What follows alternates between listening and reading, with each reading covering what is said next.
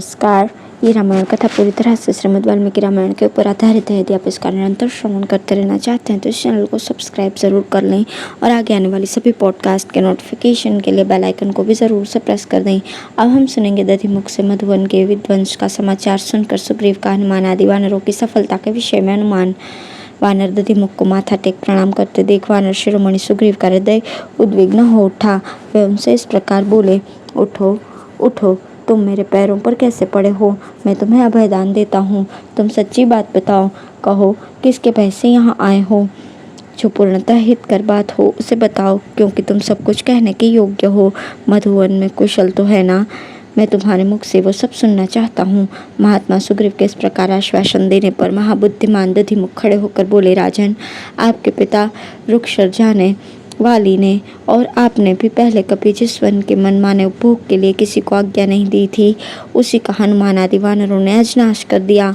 मैंने in one रक्षक वानरों के साथ उन सबको रोकने की बहुत चेष्टा की, परंतु वे मुझे कुछ भी न समझकर बड़े हर्ष के साथ फल खाते और मधु पीते हैं। देव, इन हनुमान आदि वानरों ने जब मधुवन में लूट मचाना आरंभ किया, तब हमारे इन वन रक्षकों ने उन सबको रोकने की चेष्टा की, परंतु वे वानर इनको और मुझे भी कुछ नहीं गिनते हुए वहाँ के फल आदि का भक्षण कर रहे हैं।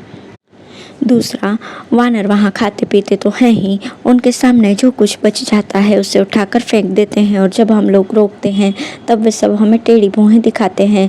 जब ये रक्षक उन पर अधिक कुपित हुए तब उन्होंने इन पर आक्रमण कर दिया। इतना ही नहीं, क्रोध से भरे हुए उन वानर पुंगवों ने इन रक्षकों को उस वन से बाहर निकाल दिया। बाहर निकालकर उन बहुसंख्यक वीर वानरों ने क्रोध से लाल आंखें करके वन की रक्षा करने वाले इन श्रेष्ठ वानरों को धर दबाया। किन्हीं को थप्पड़ों से मारा, किन्हों को घुटनों से रगड़ दिया, बहुतों को इच्छानुसार घसीटा और कितनों को पीठ के बल पटक कर आकाश दिखा दिया। प्रभु, आप जैसे स्वामी के रहते हुए ये सूरवीर वन रक्षक उनके द्वारा इस प्रकार मारे पीटे गए, और वे अपराधी वानर अपनी इच्छा के अनुसार सारे मधुवन का उपभोग कर रहे हैं। वानर शिरोमणि सुग्रीव को जब इस प्रकार मधुवन के लूटे जाने का वृतांत बताया जा रहा था, उस समय शत्रुवीरों का संहार करने वाले परम बुद्धिमान लक्ष्मण ने उनसे पूछा, राजन, वन की रक्षा करने वाला ये वानर यहाँ किस लिए उपस्थित हुआ है और किस विषय की ओर संकेत करके इसने दुखी होकर बात की है?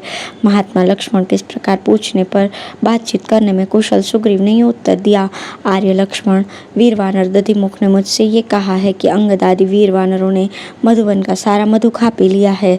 इसकी बात सुनकर मुझे ये अनुमान होता है कि वे जिस कार्य के लिए गए थे उसे अवश्य ही उन्होंने पूर्ण कर लिया है, तभी उन्होंने मधुवन पर आक्रमण किया है। यदि वे अपना कार्य सिद्ध करके न आए होते तो उनके द्वारा ऐसा अपराध नहीं बना होता। वे मेरे मधुवन को लूटने का साहस नहीं कर सकते थे। जब रक्षक उन्हें बारंबार रोकने के लिए आए तब उन्होंने इस सब को पटक कर घुटनों से रगड़ा है, तथा इन बलवान वानर दधिमुख को भी कुछ नहीं समझा है। यही मेरे उस वन के मालिक या प्रधान रक्षक हैं। मैंने स्वयं ही इन्हें इस कार्य में नियुक्त किया है। इससे जान पड़ता है उन्होंने देवी सीता का दर्शन अवश्य कर लिया, इसमें कोई संदेह नहीं। यह कार्य और किसी का नहीं, हनुमान जी का ही है।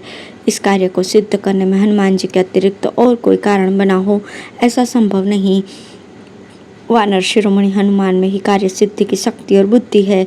उन्हीं में उद्योग, पराक्रम और शास्त्र ज्ञान भी प्रतिष्ठित है। जिस दल के नेता जामवान और महाबली अंगद हों तथा अधिष्ठाता हनुमान हों, उस दल को विपरीत परिणाम, असफलता मिले, ये संभव नहीं। दक्षिण दिशा से सीता जी का पता लगाकर लौटे हुए अंगद आदि वीर वानर पुंगवों ने उस मधुवन पर प्रहार किया है, जिसे पद दलित करना किसी के लिए भी असंभव था। उन्होंने मधुवन को नष्ट किया, उजाड़ा, और सब वानरों ने मिलकर समूचे वन का मनमाने ढंग से उपभोग किया। इतना ही नहीं, उन्होंने वन के रक्षकों को भी दे मारा और उन्हें अपने घुटनों से मार मार कर घायल किया। इसी बात को बताने के लिए ये विख्यात पराक्रमी वानर दधिमुख, जो बड़े मधुरभाषी हैं, यहाँ पधारे हैं। महाबाहु सुमित्रानंदन, इस बात को आप उचित समझें कि अब सीता का पता लग गया, क्योंकि वे सभी वानर उस वन में जाकर मधु पी रहे हैं। विदेह नंदिनी का दर्शन किए बिना उस दिव्य वन का, जो देवताओं से मेरे पूर्वजों को वरदान के रूप में प्राप्त हुआ है, वे विख्यात वानर कभी विध्वंस नहीं कर सकते थे। सुग्रीव के मुख से निकली हुई कानों को सुख देने वाली ये बात सुनकर धर्मात्मा लक्ष्मण श्री रामचंद्र जी के साथ बहुत प्रसन्न हुए। श्री राम के हर्ष की सीमा न रही और महायशस्वी लक्ष्मण भी हर्ष से खिल उठे। दधिमुख की उपयुक्त बात सुनकर सुग्रीव को बड़ा हर्ष हुआ।